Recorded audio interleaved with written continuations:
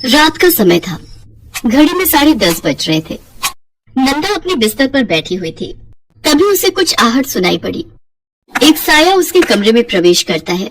उसके कदमों की आहट से वो एकदम से चौंक गई। कौन कौन है? उसकी बातों को सुनकर अंदर आए शख्स ने बच्चे की तरह बोलते हुए कहा, अले, तुम हमको नहीं पहचानती? हम हैं तुम्हारे पति गुड्डू। मेरे पति? सुनो ना, हमको ना नींद नहीं आ रही है, थोड़ा दल भी लग रहा है, तुम मेरे कमरे में तलो ना। ये कहकर वो नंदा का हाथ पकड़ लेता है और उसे खींचकर ले जाने लगता है। अरे कौन है आप? ये क्या बदतमीजी है? छोड़िए मेरा हाथ, छोड़िए नहीं तो मैं चिल्लाकर अपने पति को बुलाऊंगी। अले, मैं ही तुम्हारा पति हूँ, तुम कितने बुलाने की बात कर रही हो? तलो ना मेरे कमरे में। शादी के बाद तो पत्नी पति के कमरे में रहती है ना, पर तुम तो कभी मेरे कमरे में आई ही नहीं। ये कहकर गुड्डू फिर से नंदा का हाथ पकड़ता है। इस बार नंदा को गुस्सा आ जाता है और वो गुड्डू को जोर का थप्पड़ मार देती है। आपको बात समझ में नहीं आती है? अरे मैं अंधी हूँ तो क्या हुआ, कोई मेरा फायदा नहीं उठा सकता। नंदा के थप्पड़ की मार से गुड्डू किसी छोटे बच्चे की तरह जोर जोर से रोने लगता है। मार दिया, मुझे मार दिया, मेरी पत्नी ने मुझे मार दिया। गुड्डू के रोने की आवाज सुनकर घर की नौकरानी पुष्पा दौड़ी हुई नंदा के कमरे में आती है। अरे क्या हुआ गुड्डू बाबा, आप क्यों रो रहे हैं? गुड्डू ने पुष्पा की बात का कोई जवाब नहीं दिया और वो उसी तरह जोर जोर से रोता रहा। उसे इस तरह रोता देखकर पुष्पा ने नंदा से पूछा, क्या हुआ बहू रानी, गुड्डू बाबा क्यों रो रहे हैं? आप दोनों में किसी बात को लेकर झगड़ा हुआ क्या? देखिए बहू रानी, पति पत्नी में तो नोकझोंक होती रहती है, इसका ये मतलब नहीं कि पत्नी अपने पति को रुला दे। ये आप क्या कह रही हैं? ये मेरे पति है। हाँ, यही तो आपके पति हैं जिससे 6 महीने पहले आपकी शादी हुई है। देखो तुम झूठ मत बोलो, ये मेरे पति नहीं है। अरे बहू रानी, मैं क्यों आपसे झूठ बोलूंगी? यही आपके पति हैं। नहीं, मैं नहीं मानती, ये मेरे पति नहीं है। भगवान ने मेरी आंखें छीन ली है तो क्या हुआ, मन की आंखों से मैं सब कुछ देख सकती हूँ। ये मेरे पति नहीं है। ठीक है बहू रानी, आप मेरी बात मत मानिए, अपने पति की बात भी मत मानिए, लेकिन अपने सास ससुर की बात तो मानेंगे ना आप। 1 सप्ताह बाद जब वो शादी से लौट कर आएंगे तब उनसे ही पूछ लीजिएगा कि सच्चाई क्या है। नंदा के साथ ये क्या हो रहा था? वो किसे अपना पति कह रही थी और ये गुड्डू कौन है जो कह रहा है कि वो उसका पति है?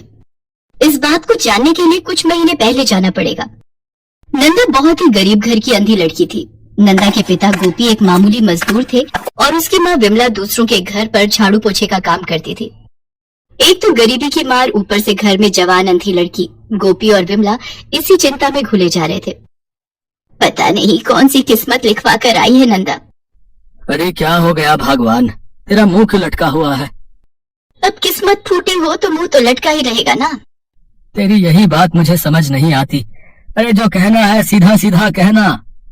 अपने पति की बात पर विमला ने उदासी भरी दृष्टि से गोपी की ओर देखा और कहा, वहाँ भी बात नहीं बनी जी, उन लोगों ने भी नंदा से शादी के लिए मना कर दिया। ठीक ही तो है, मुझे तो वो बिल्कुल पसंद नहीं था। अरे हमारी नंदा 21 साल की है और वो 50 का था। अजी, मर्दों की उम्र नहीं देखी जाती, और आपको पता है ना हमारे पास कोई चारा भी तो नहीं है। अब अंधी लड़की से कौन शादी करना चाहेगा? तुम्हारी बात तो ठीक है, लेकिन नंदा है तो हमारी बेटी ही, अंधी है तो क्या हुआ, हम उसे कुएं में तो नहीं डाल सकते। गोपी की बात सच थी, लेकिन ये भी एक बड़ा सच था कि अंधी लड़की से कोई ठीक ठाक आदमी तो शादी करने से रहा। एक दिन की बात है, विमला जिस मेम साहब के यहाँ काम करती थी, उसके कोई दूर के रिश्तेदार विमला की मालकिन के घर आए हुए थे। विमला जब उन्हें चाय दे रही थी तो उसने उनकी बात सुनी। अरे हम तो थक गए, गुड्डू के लिए कोई लड़की मिलती ही नहीं है। तुम्हें तो पता है ना, हमें 1 रुपया नहीं चाहिए, बस लड़की चाहिए, चाहे वो लंगड़ी लूली अंधी कुछ भी हो, उससे हमें फर्क नहीं पड़ता, बस लड़की चाहिए। आपका कहना तो सही है भैया, लेकिन मैं भी परेशान हो गई गुड्डू के लिए लड़की ढूंढ ढूंढ कर, मिलती ही नहीं। उन लोगों की बातें सुनकर विमला को अपनी बेटी नंदा के लिए उम्मीद की किरण दिखाई दी, लेकिन चाहकर भी उसकी हिम्मत नहीं हुई कि वो अपनी मालकिन से अपनी बेटी के रिश्ते की बात करे।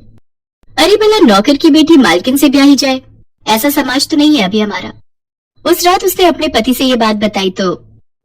अरे बिमला, तू भी ना जरा समझा कर, जरूर उसके बेटे में कोई खोट होगा, तभी तो वो लंगड़ी लूली कोई भी ढूंढ रहा है। आप भी ना हर बात पर शक करते हैं।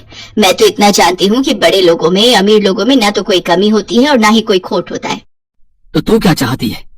मैं कल मालकिन से खुलकर बोल दूंगी कि उनके जो भाई बाहर से आए हैं और अपने बेटी के लिए लड़की तलाश रहे हैं, तो नंदा को एक बार देख ले। विमला ने अपनी मालकिन को नंदा के बारे में बताया और उनके रिश्तेदार के बेटे से नंदा की शादी की बात कही। उसने ये भी बोला कि उसकी बेटी जन्म से ही देख नहीं सकती है। अरे मुझे तो पता ही नहीं था। ये तो वही बात हो गई कि बगल में छोरा और नगर में ढिंढोरा। सुन, मेरे भैया को कोई फर्क नहीं पड़ता कि लड़की देख नहीं सकती, बस उन्हें अपने बेटे के लिए एक सीधी और सुशील बहू चाहिए। तुम शादी की तैयारी करो और हाँ, सारा खर्च हम ही करेंगे, इसलिए तुम्हें चिंता करने की कोई जरूरत नहीं है।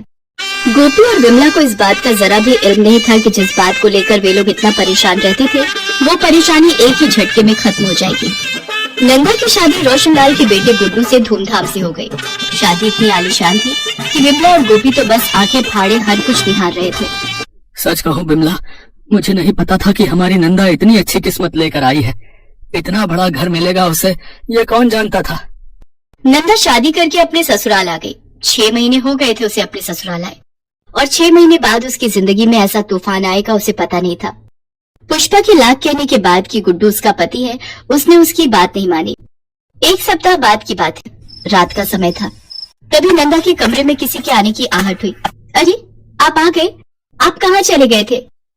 उस शख्स ने नंदा को गले लगाते हुए कहा। अरे कुछ काम था। नंदा भी उसके गले से लिपट गई। जानते हैं, 4 दिन पहले कोई मेरे कमरे में घुस आया था। वो कह रहा था कि वो मेरा पति है।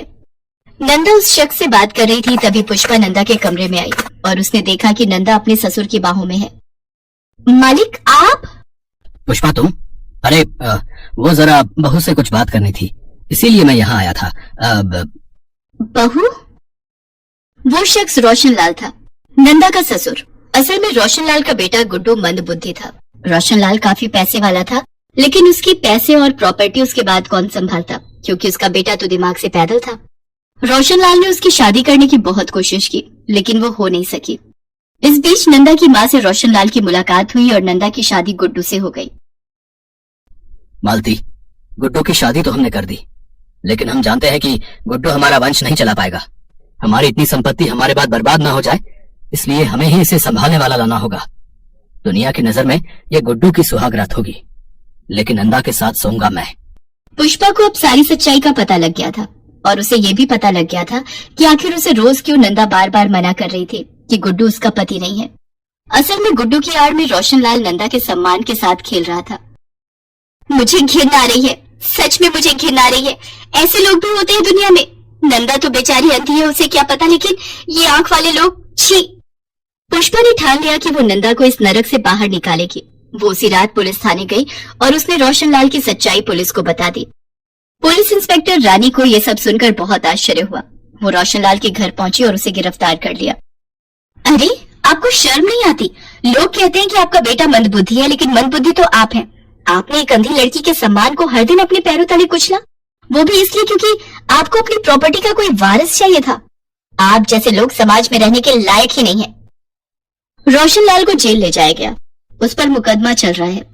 लेकिन इन सब के बीच नंदा के मन में सिर्फ यही सवाल हमेशा घूमता रहता है कि ये सब उसके साथ क्यों हुआ, लेकिन उन सवालों का जवाब किसी के पास नहीं है।